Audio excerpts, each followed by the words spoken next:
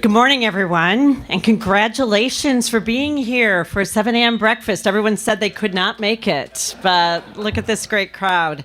And you are in great company, and I say that because I've heard from many of you about the successes, about the leadership role you've had in the industry, and that's a part of the reason why you were invited, but also because we want to continue that momentum and advance the industry further and provide a model to show how we can accelerate our progress.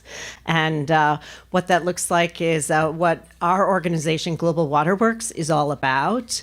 It's connecting drops of interest and innovation to create waves of impact.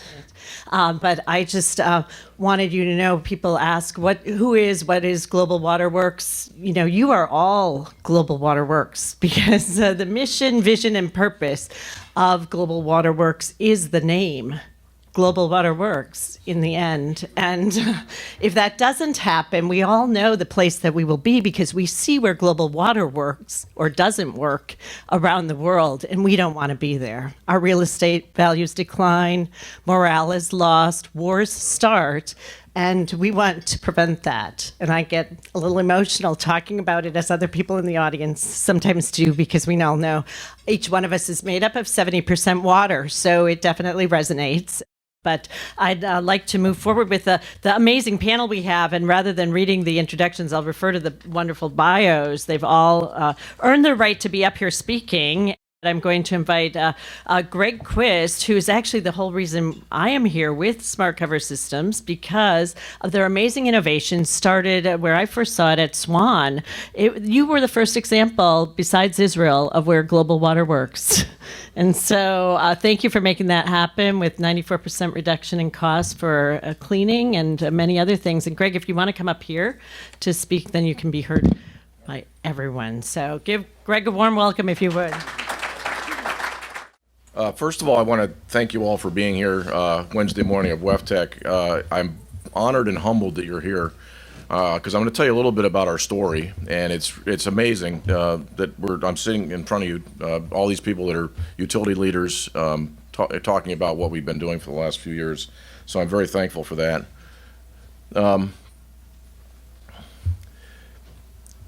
Mary wanted me to talk about innovation, and I have a bit of a problem. I'll just say I got a bias about the word innovation because I think it's the wrong way of approaching a problem. You don't start with innovation, you end up with innovation. And I think that's part of what we're going to be talking about today, is that we didn't approach this in a way that was normal, which is I've got a solution and you've got a problem. We did it the other way around. It started by a friend of mine, David Drake. We have an interesting dichotomy and combination of skills. He and I met at the County Water Authority Board of Directors. So I'm an elected water official, so I sit on both sides of this. I'm not only just a technologist, but because I got elected to this water board in 1990, I somehow got sucked into the water business, and so here I am. And the cool part is that David's a Caltech electrical engineer, worked at JPL. He's literally a rocket scientist. And I've done some work in physics and defense and so on. So together we sat on this water board, which was filled with lawyers and accountants and liars and thieves. So we were drawn to each other because we both had the same kind of background. But that's kind of where the whole part of the innovation came from. So we were really kind of asking questions. And so Dave and I worked on another problem back in 1990. And you guys probably know what happened in Flint. Well, this is kind of Milwaukee's version of Flint. And those of you that lived in the Midwest probably know more about this, but anybody in the water industry understood what happened with cryptosporidium in 1993. So I was elected to this water board in 1990, heard about this problem in 1993, and it turned out when I was in grad school in Santa Barbara for pizza and beer money, I was working with lasers to do laser light scattering, and it turns out that we could identify cryptosporidium in real time in water. So I called up a friend of mine at Metropolitan Water District who I knew, and I said, hey, if we had this little black box that could do this, would that be okay? And he said, yeah, that'd be cool. So to make a long story short, 10 years later, through working through these things and 6 companies later, it didn't really work. And it wasn't because the technology didn't work. The technology worked fine. The problem was the market wasn't quite ready for that solution. So we brought a solution to the market as opposed to the market telling us what to do. So we were asking the wrong question. The question wasn't, does this work? The question is, what is your problem? So Dave and I became unemployed, and this is kind of a picture of This is a picture of, it's a reenactment of what actually happened. So in February of 2005, we called up 3 of our friends in the industry and said, hey, why don't you tell us what your problems are, and maybe we can come up with an answer. We're a couple of smart guys. We got nothing else to do. So we called up 3 of our friends, and we said, what keeps you up at night? And the answer was sewer spills. And we went, sewer spills? Really? It's not something technical like fleet management or leak detection or something that's hard. Sewer spills, really? So we looked around, looked on the internet. There was nobody solving the problem. Went to the USPTO. There was no patents there. So we said, no, let's give this a shot. So another difference between this business and the one with the cryptosporidium one is that one took a lot of money to get things going. This one we just kind of started on our own. And so this is actually where we started in David's den. We called up our friends and said, okay, now that you've told us what your problem is, tell us what you want it to do. And they said, keep it out of the water, make it simple to use, make it rugged and robust, avoid a confined space entry, and that's what we want, and that's what we'll do. So what happened was David and I developed this thing, and this is 2005. It seems like a long time ago, but the iPhone came out in 2006. So it turns out that technologies were just actually coming together in 2005 that made this possible. Power, communications, computing power, databases, all that stuff was all happening. So we actually developed an Internet of Things solution back before that was a catchword. So our solution was have a sensor, have communications, have analysis, and have something that gives the customer something to do in terms of decision. In fact, that's kind of how the whole thing worked. So we worked very, very closely with our customers in terms of saying, what do you want this thing to do? And what was interesting is when we started rolling this thing out, we had a lot of our customers that said, I thought of that 10 years ago, or that's a great idea. I wanted to do something like that for a long time. I think the reason they were telling us that was because we went and asked them, what do we want it to do? And they kind of told us. So it was sort of an obvious thing, but it kind of made a difference, I think. So in terms of where we've gone and where we've been, we started in Southern California, and we've kind of gone around the country. This is what our layout looked like in 2005. You can see a little dot there in San Antonio. That's grown a lot since then. And Jerome, thank you for coming. Nice to meet you, by the way. So here's where we are in 2018. We've got almost 4,000 installations around the country. We're very proud of the fact that we are very close to our customers. Mary's done a nice little market survey for us, and we've got good customer satisfaction. That's frankly what we live for. We don't live for the technology. We don't live for how it works. We live for, is the customer happy with the result, and are they getting what they want? That's really ultimately what matters. So that's the fundamental goal of our company. I can't tell you how many gallons of sewage our customers have not spilled, or how many health issues that they haven't solved. But I can say that in a couple of case studies, like in Hawthorne, they've reduced their sewer spills by 99% over the past 10 years, and in a place like San Antonio, they've dropped like 50%, and they're still getting better. So San Antonio's done a phenomenal job in using the system. So we've got over 200 million hours of sewer data as well, and over 10,000 spills prevented. So this is really kind of the model. Ask a question, listen to what they say. It sounds obvious, but it's really not so obvious, because a lot of people ask questions and then don't listen. And that's kind of what we did, is we asked our customers, what do you want? And they told us, and we listened. And then collaborate. That's a very important aspect too. You've got to collaborate with your customers. You just can't come up with an answer and provide it to them. And then build, test, and verify. Again, do this in collaboration with your customers. And the most important thing, obviously, is keep it simple. I can't tell you how many of our customers said, I don't want data. Data's too much. I got too much going on. You walk around the floor of WebTech, and it's sensory overload. A lot of our customers have data overload. There's too much coming in. They don't want data. They want simple. They want, tell me what to do, but make it reliable. So that's how we've done this thing. And over time, we started with the sewer detection system. We've done some other things as well. So they told us, can you do flow? We said, yes, we can do flow. So we developed Smart Flow. They asked us if you can use this to help optimize our cleaning system, and with San Antonio, we showed that we could do that. We dropped their high-frequency cleanings by 93%. This is a huge difference. These aren't 10 or 20% differences. It's a great example of what happens if the technology is applied properly. You get big numbers. Mount Crested Butte, we helped them save 100 to 1 in capital costs by not having to replace their pipeline by monitoring. Is that my timer? No. Oh, okay. Slow down. You know the story really well. Okay. And then the last thing is they said, hey, can you help us out with hydrogen sulfide? So we're announcing this product, in fact, at this show. It'll be coming out first quarter next year, H2 Sense. So it's the same platform. We're just putting a different sensor on it. And the whole point is we don't want to put anything out there that doesn't work and isn't robust and isn't providing an answer to the customers, not just data. It's all about the answers. So, I mean, I'm almost done. So this is where we started, asking our customers what keeps you up at night, and so far we've been helping people do this, get a good night's sleep. So thank you.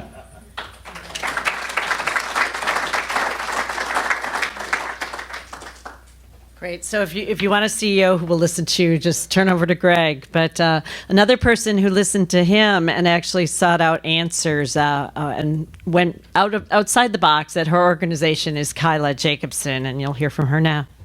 Thank you all for being here bright and early. And again, my challenge was getting here by 7 o'clock. Apparently, cabs and Ubers don't understand how to get around.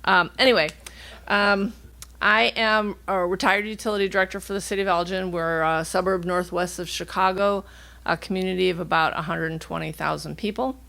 And we have an older part of our community that is combined sewers. And we were faced with creating a long-term control plan, which is a US EPA directive that all municipalities with combined sewers develop that.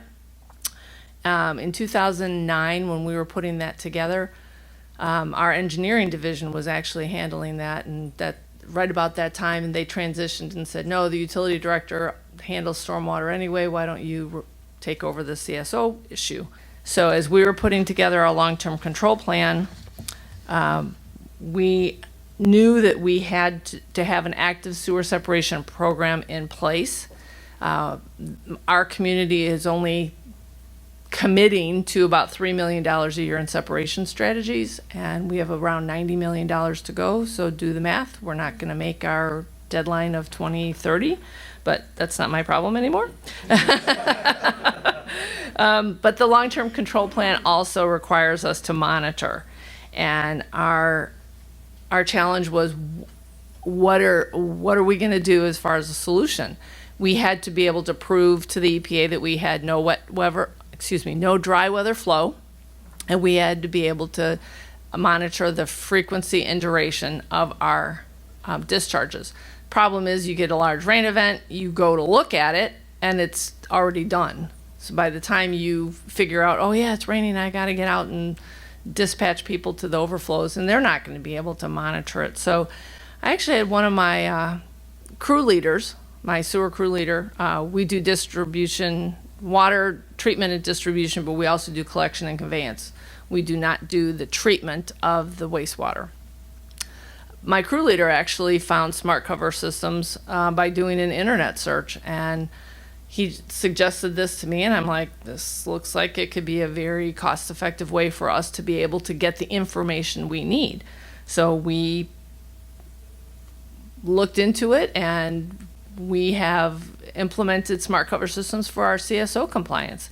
We have demonstrated to the EPA that we have no dry weather flow, and they are very excited to know that we can demonstrate that through through our monitoring. This is actually a map of the overflow, the CSO locations in Elgin, because our town is bisected with a river and our overflow discharges directly to our river. The whole point of our long-term control plan is to minimize our discharges to less than 4 a year. Like I said, by 2030, that's not going to happen because we're not throwing enough money at the problem. But we have lots of data that we can show where exactly our... Yeah, that is a little strange. It's beeping at you. So in this is actually data from one of our smart covers. The blue and green lines are from the smart rain, and Greg didn't talk about that, but we get rain data that we can overlay with our discharge data. So we can, again, as I said, demonstrate no dry weather flow, but we can see in real time how our combined sewers react to the rain events. This is just another the same data that I just showed you on the other slide, only a shorter time frame, so you see more of the graph and how the discharge overlays with the rain. Each one of our sensors has a different depth. So the scale on the left is how far the sensor is from the weir, but it's different for each one of our sensors. We also had another challenge. A lot of smart cover systems are using them for SSOs and I&I issues. We do not have a lot of SSO problems in our community. We have a couple. One of them is way far west of our community where we have a sewer vault actually in someone's backyard. There is an easement for it, but it's in a backyard. And so pretty much the central area of town has combined sewers. West of this, McLean Boulevard is all separated sewers. But we have a sanitary discharge collector trunk that comes right through that vault. And a new subdivision to the west of there, for some reason, people put rags like T-shirts in the sewer. They get caught, and this vault fills up and overflows into this person's backyard. It's a public health issue, and it's a community relations issue when you get stuff in somebody's backyard. So we install a smart cover there so that we can see when the vault's filling. And when we have any changes in flow whatsoever, we dispatch a crew out there. It takes a lot of manpower to get somebody to babysit a vault for flows. So by having the smart cover, takes that off of us. I've had some discussions about, well, if you implement all these, what are your staff going to do? Trust me, I got plenty for those people to do. They do not need to be babysitting overflows. So it's been an absolute benefit to us to be able to demonstrate our flows. And now with the smart flow being able, because the EPA has now, the Illinois EPA is running the program in our state for the US EPA, and they are now not only asking for frequency and duration, but we ask to give them flow data so they can see how much flow is actually being discharged. I've been talking to the EPA, the regulators in the state, about this. Very few communities actually know how much they're discharging. Most of them guess. They say, oh, it rained 2 inches. Yeah, I'm going to assume outfall 2 and 3 had rain or had discharge. And the EPA right now is a little overloaded with compliance issues, but they're going to start cracking down. And we are going to continue to monitor our CSOs. We obviously are going to continue with our separation strategies. Hopefully, we can start moving it forward before we get some type of consent decree. A lot of municipalities, the higher ups, our city manager's attitude is, well, once we have a consent decree from the EPA, then we can raise rates and we can get this done. The whole point is let's get it done before we have a consent decree, because that's bad PR for everybody. So, and then we will continue to review our system for other potential SSOs and possible implementation of smart cover. Good morning. So I'll start off with the best introduction I had was when I went to, as a board, to Ontario, Canada. And instead of saying my bio and all this other stuff, they said, I saw your bracelet and it says, well-behaved women rarely make history. And then he goes, that's all I'm going to say. So starting off with that, I want to kind of build on what she was talking about, or do I make this move forward? Future-proofing. Okay. We're talking about sewer operations. So we got all this really great technology. And what you have to understand, especially when you're dealing with the collection systems, it's historically relied extensively on people. So when you want to implement technology into your system, you have to bring in the people component. I, as an operator, am very passionate about operations and things like that. A lot of the operators have been handed these really good systems, And you have to bring them in from the very beginning. And Kyla said she brought her operators in from the very beginning, and that is why it's successful. So you have to think of the human component. We have this great innovation, but unless you bring in the human component. So think of collection systems also. These are some of the pictures that I will not name where they came from, because they're, pictures that the Collection System Committee has thrown around like you find in your system and this is what we exchange. But we're geographically challenged, and a lot of our manholes and our infrastructure is not in this nice little inside the fence type of scenario. So when you bring in this smart technology, you have to think about that things. And getting that operator buy-in, don't wait till 10% design, 20% or whatever. Bring them in from the beginning. Make it their idea, and you will be amazed at how quickly that they will be able to be engaged on that aspect of it.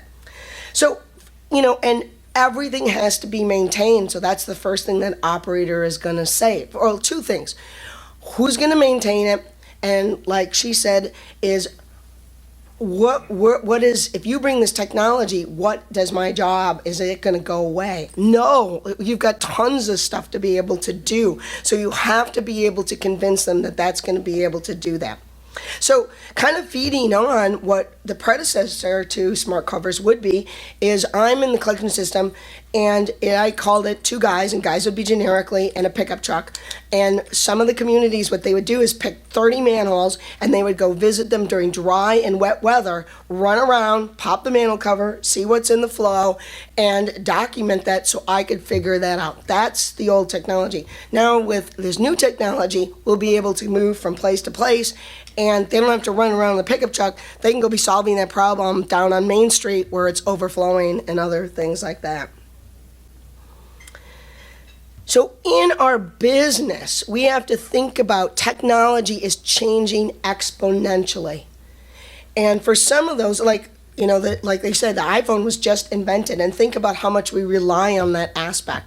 For those in the wastewater treatment plants, we've had activated sludge plants for 100 years. And now all of a sudden, it's, regeneration and biosolids and nutrient removal and energy recovery and things like that. Same thing in the collection system and with our smart technology. So we want a different type of operator as well. So we really have to focus on, instead of, computers weren't even in the workforce for a while back. So now we're relying on this technology, and now we need a different workforce. So think of that as we're reaching out on the operators in the workforce and where we're going to be able to go. Data, and this is brought up. We get lots of data, and what the same heck are you going to do with it all? You have to be very, think about, what do you really want? What do you want to monitor? Do you want to monitor sanitary sewer overflow or combined sewer overflow, or the level of debris in a pipe, or things like that?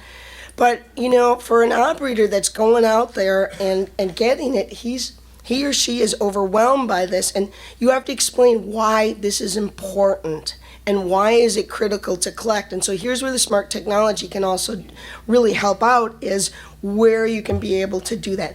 Relevance of data is extremely critical. Don't just throw stuff on them and be able to do that. You have to also think about how smart technology can really help. Because we're going in, when we talk about in the collection systems, we have a lot of windshield time. We're in that truck, in that vehicle. When I worked in the city of Phoenix, their service area is 50 miles long. Think about that. So smart technology can really help us. Rural areas, a lot of times when you're bringing in these regional sewer plants and things like that, we're now extending that area, and to be able to do that. So get them engaged, the operators, and focus on that. We have a lot of rural areas, like, I don't know if you can see that, but there's a deer in the background on one of our pump stations. And, it's very rural of where some of our pump and lift stations are located, and we can help to ease the access and the remote technology. So I'm going to kind of conclude with, we have this huge retiring workforce, and I am really passionate about, and one of the initiatives on WEF is our operator workforce development, and everyone around is concerned about this, and not just in our industry. So now we're all stealing from each other, from the energy, from the oil, and how can we get people in our field and really excited about operators and the value of water, and water's worth it. So we really want to focus about, we are retiring in slaves. I mean, we need to be able to engage those people and say, this is a really fun workforce, and you really want to be able to do that. Mary added this slide, so it's 10 years, 37% of the water utilities. But the funny thing is, we've been saying this for 10, 15 years, but we really haven't done anything until now all of a sudden it's urgent, and we really all of a sudden oh, wake up and we have to do something. So our workforce, though, in an operators, we're not going to get that person that might be just like a manual labor, and we want to put them in the field. Now we got to be tech savvy. We have to do this. In New York, and the other thing is we want to be able to do, I as an operator cannot easily get reciprocity from state to state. I as an engineer can just pay money, and I can get my license and do this. So as an organization, WEF is really working on operator certification or operator reciprocity across the United States. New York just wrote their equivalent of their environmental of we have a human infrastructure gap. So just think about that as we bring in, our technology can help us, but we're going to be looking for a different type of person. And then closing, for those of you who haven't been able to go there, our operations challenge is one of the things at WEF, if you haven't had an opportunity to go and visit them, is one of the most exciting things to get people in our workforce and to engage in our industry. And I used to work in Texas, but Texas kind of swept the thing with 3 teams winning it. But it's really a cool thing where Canadian provinces won second place, and it's a way to engage them. So please support them there. It's over now, but next year when you come, please come and support the Operations Challenge. Well, and this individual needs no introduction like the rest of them, but George Hawkins, a pleasure to have you here. It's, to me, not what keeps me up at night, it's what wakes me up at night. And there was a call I got on the bat phone. Everyone who's run a system has a bat phone. And it was in the middle of the night, and I was a sewer overflow, not in a high flow event. So it was a surprise. If there's a big storm coming in, I expect the calls to come in. This didn't have those circumstances, so I was pretty shocked. There's a major sewer, a lot of the sewers in Washington, D.C., I ran D.C. Water, are actually located in Park Service land, which is like putting a sewer in a cathedral or something. This is important. Some of the most heavily visited places in the world are Park Service lands in Washington, D.C. And what you all should remember is that before D.C. WASA, or Water, was an independent agency, it was a federal agency run by the federal government when the District of Columbia was a federally run city. That's why all the sewers are in the Park Service land, because they owned it. And it was easy for them to put sewers where they also owned the land. Ironically, now that we're running those sewers under the Park Service acts like we're enemies. And why are your sewers there? We're like, because you put them there. But this was one of the main sewers that's coming right down the Potomac River. It had backed up and overflowed with such force that this was a giant sewer vault. It was probably as big a square as 6 feet by 6 feet. The two closures was not a manhole. It was a double end doors overlaid by these big steel or iron bars that had been locked. And the pressure inside the pipe had been so great as it filled and pushed up, it blew off the locks, popped off the iron bar, blew open the covers, and then completely dumped sewage and flow onto the Capitol Crescent Trail, which then dribbled down like a river with all that crud in it, all the way down to the Potomac River. The crisis that was engaged with to close down the Capitol Crescent Trail, the most heavily used trail in Washington, D.C., while we figured out what had gone on. And it turned out that over the last 10 to 20 years, that sewer then continues on its way down the Potomac and goes underneath the Kennedy Center. And underneath the Kennedy Center, there was a blockage. So we had to shut the whole system down. I have a great love of all the folks who work in our systems, but I love the sewer teams. They were competitive. They were incredible teams because they would go into these sewers, and the stories they would tell of going into the sewers, they would attach themselves in a group. They would be going into a sewer, duck down, and they would tell stories about how there would be rodents down there, and sometimes would crawl over their backs as they were like, what? And they, in DC anyways, they had all teams. This is we're Omega A, or they had all these names, and they were competitive, and they were such good. It's like the platoon of a group of soldiers who knew themselves what they would go through. But they would go into these systems, and you have to get underneath the Kennedy Center and find a blockage. And I thought, gosh, usually when we tabulate the consequence of an issue like that, it's the straight operational cost, which is severe. You're doing that on overtime. You do it as fast and as hard as you can. Cost means nothing when you have, of course it means something, but at the moment when you have flow on the Capitol Crescent Trail, any of us have this problem, you do everything and anything you can to solve it as fast as you can. And then you deal with the consequence. There are fines and violations. There are potential lawsuits or claims from customers if it was in a neighborhood. The costs of fully tabulating the consequence of not solving this problem is really extraordinary.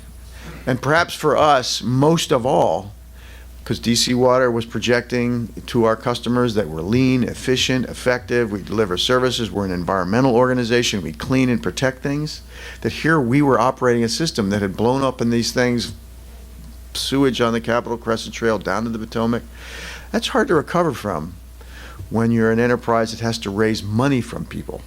Why does someone want to write a check to an enterprise that's putting sewage in the middle of neighborhoods?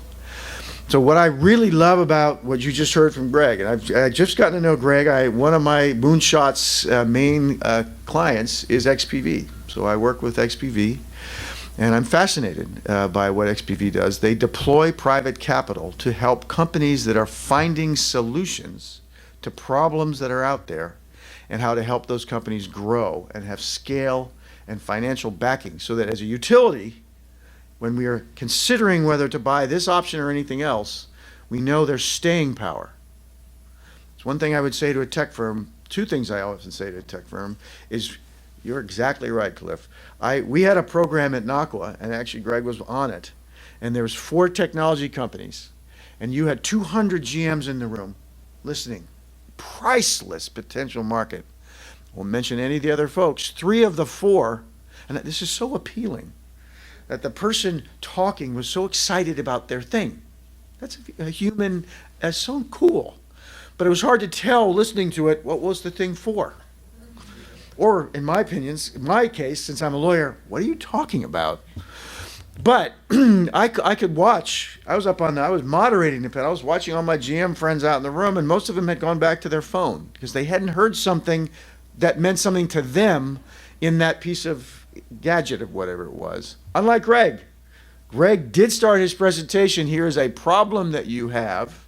Here is what it is, and here's how we're going to help you solve the problem. And that's exactly right. And I'd say the other way around is what you just heard about an enterprise. How do you change an organization to be able to engage these new technologies? My own view is all the good new stuff is great. I love all the creativity and innovation. I believe the solutions that enable utilities to do their existing work at lower cost and better service, that's angels singing in the background. Lower cost, better service, better performance, better, faster, cheaper. Was always my goal. That's possible now. And the question is, why aren't organizations tripping over their shoelaces? Everyone should be like running that way. And I think you nailed it. In many cases, the people in organizations that I've talked to think this is change coming at them and to them, not with them.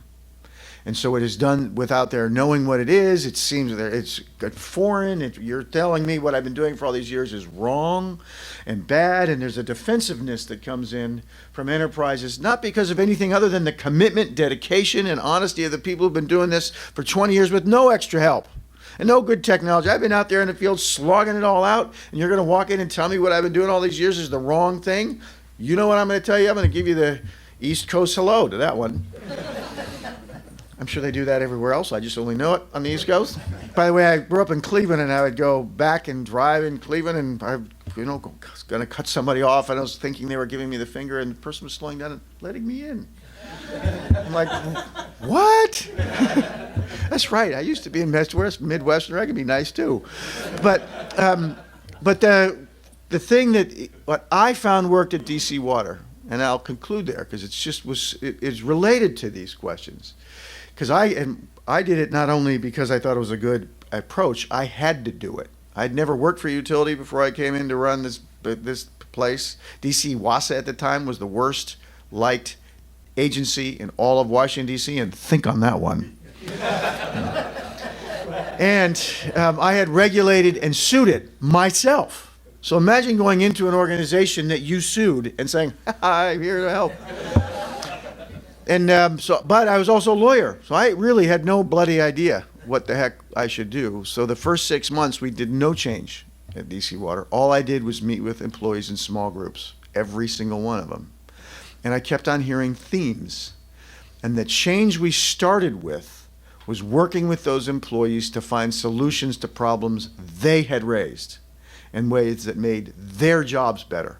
The last thing any distribution crew or collection crew wants to do is go out there and have bad information, look like they're, when we know they aren't, look like they don't know what they're doing because the data's bad or they're not where they are. Or why is it afterwards? How come the sewage got on the ground? Couldn't you have done that? Well, I had no way to do that. So I am good at responding because that's what I do, but I don't want to be in that situation. I found our employees did not want to be there.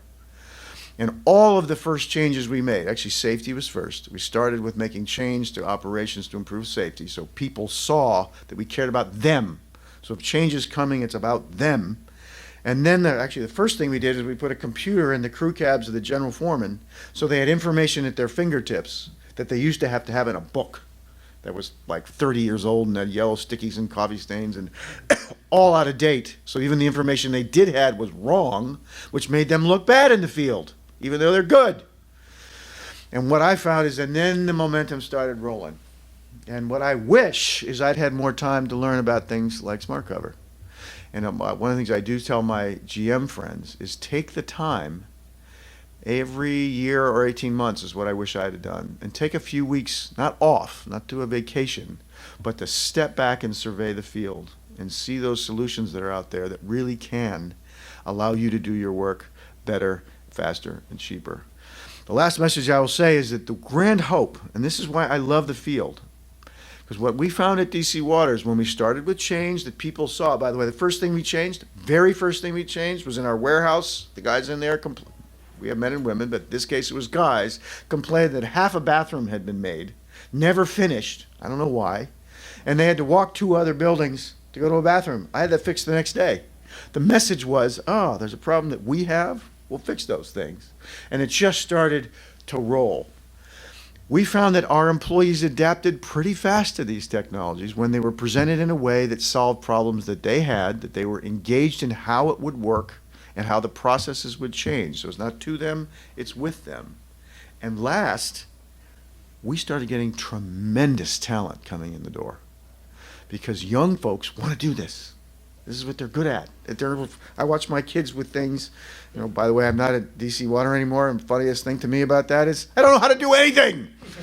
I worked hard as a GM, but everything seemed to work right. My phone didn't work. Someone would just go boom, it would work again, and now I'm on my own and nothing works, and I don't know what to do.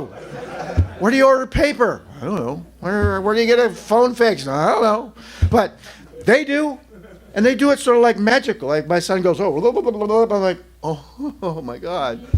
But anyways, it brings in incredible talent when they see these things. I can do that. I can help with this, and it's water. We had tremendous talent coming in, so there's so much is possible. I love Smart Cover. I love the technique of fixing something rugged, simple, easy to use, information that can adapt right into the operations, improving the work of the people in the field. There is always more work to do. This is not about cutting staff. It is about redeploying them into what needs to be done. The whole organization starts to rise. Your customers are happy. When you ask them for a rate increase, they're likelier to give it if you're giving them good performance. And it starts this upward spiral of performance, activity, funding, and effort that is like the sun coming out. So anyways, it's been great to be with you in the morning. It's a great side of Angels, so thanks so much.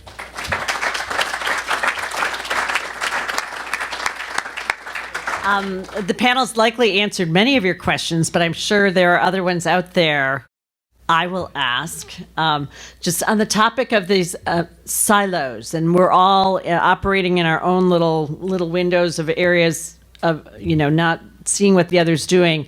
Any of you on the panel, how have you found it best to find ideas? Where do you go? Where do you look first? Your source. I look to the guys in the field. If I want to solve a problem, I go to them because they fix the thing. And in fact, after this, I'm going to the operator ingenuity contest of how they fixed problems in the field because they know the things that are working and not working. Yeah. When we started, oddly enough, our first sales were to what I call the orange shirt guys, the guys that are out in the field. They were the ones that saw the immediate advantage because they didn't want to have to get woken up at 2 o'clock at night. They liked doing their job, but they didn't like getting up at 2 o'clock in the morning, and they took big pride in that. So frankly, one of our challenges has been, how do we lift it above that? Because when you get to the management levels, there are silos. There's engineering, there's operations, there's IT. In fact, a lot of our customers said, you don't have to involve the IT department? Fantastic! If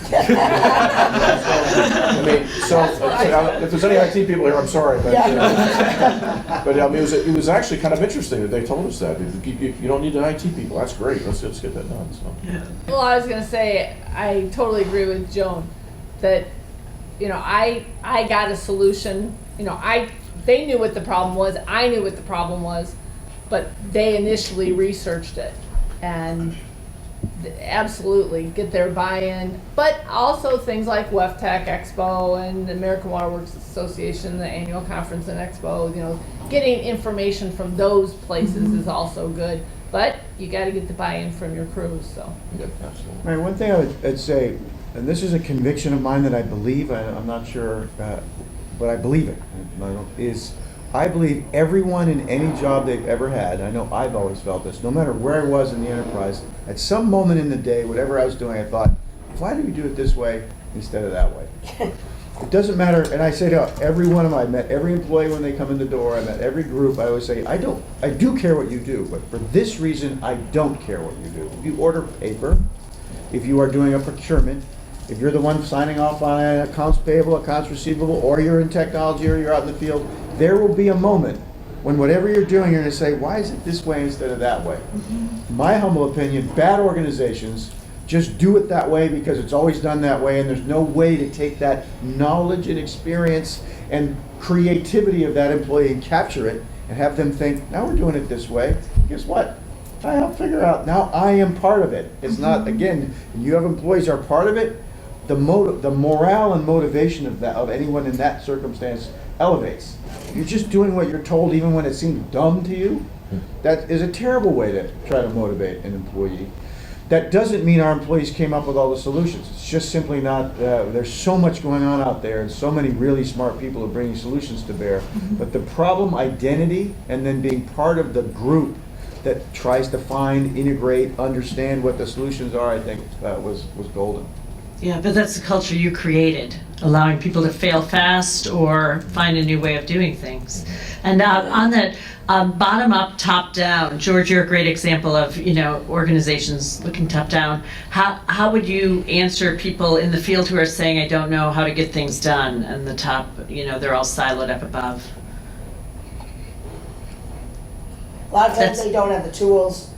You're not giving them the proper tools to do it. And the people in the field sometimes do not know how to ask. They say, I need this.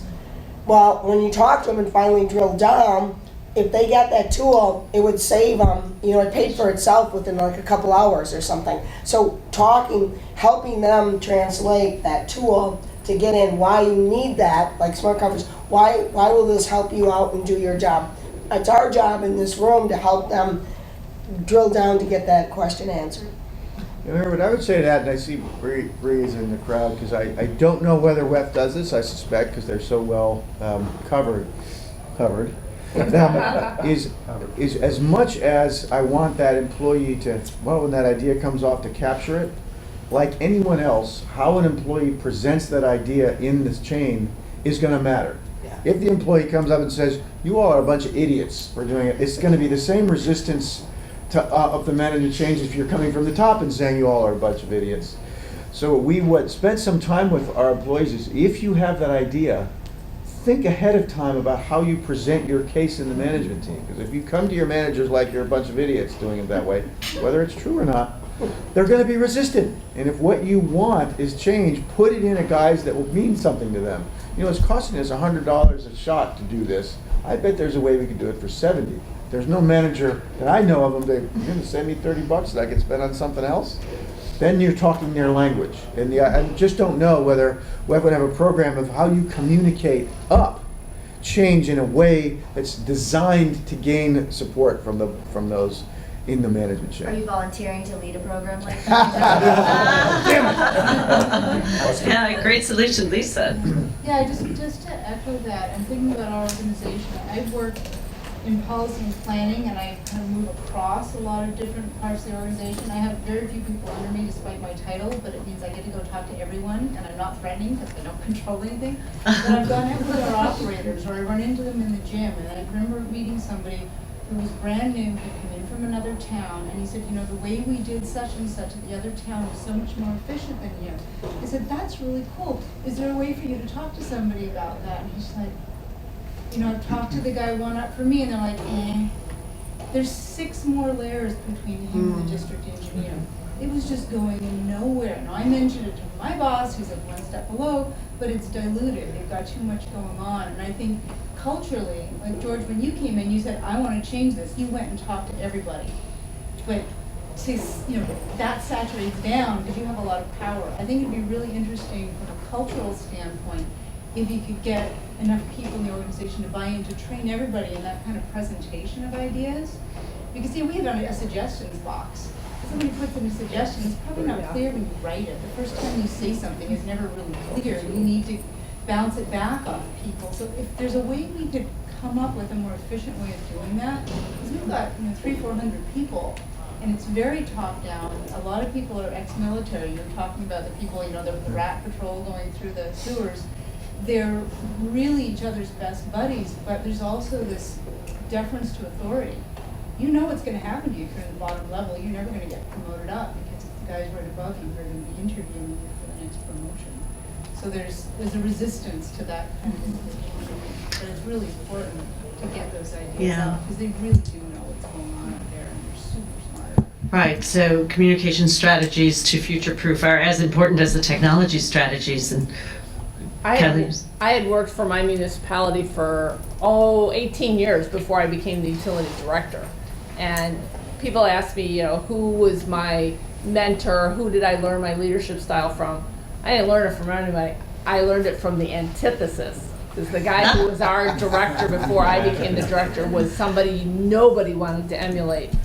But one of the first things I did is I communicated with other departments within the organization. But then I included my staff down to the janitor, I kid you not, when we had budgetary times. What do you people need? And they're like, nobody's ever asked that before. Now, obviously, everybody's not going to get what they need, but let's look at the big picture. And we redesigned one of our water treatment plants.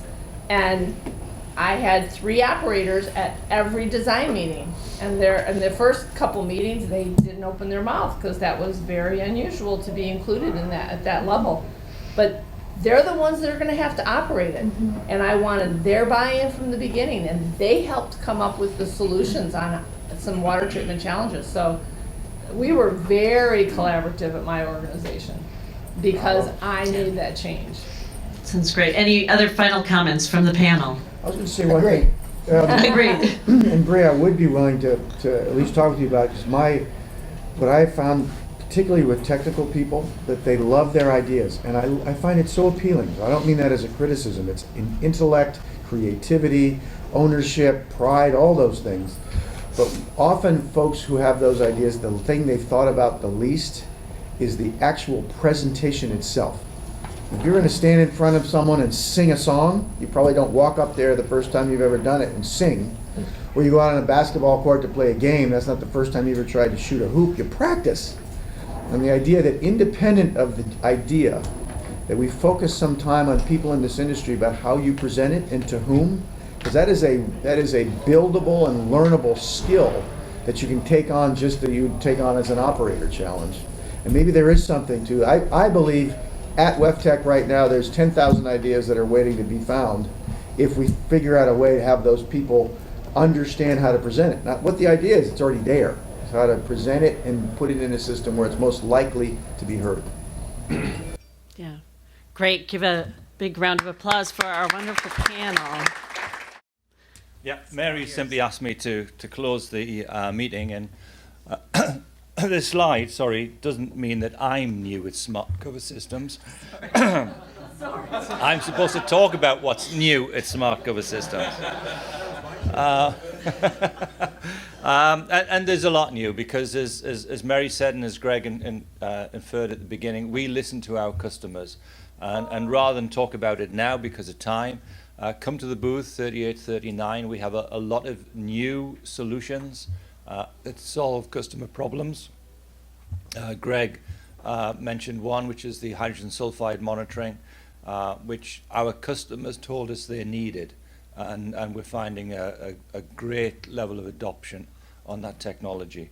So there's a lot of other solutions we can talk about. Booth 3839, you've got one day to do it. And we're working with many organizations across the country, either directly or via Mary's organization. So thank you, enjoy the rest of the show, and enjoy.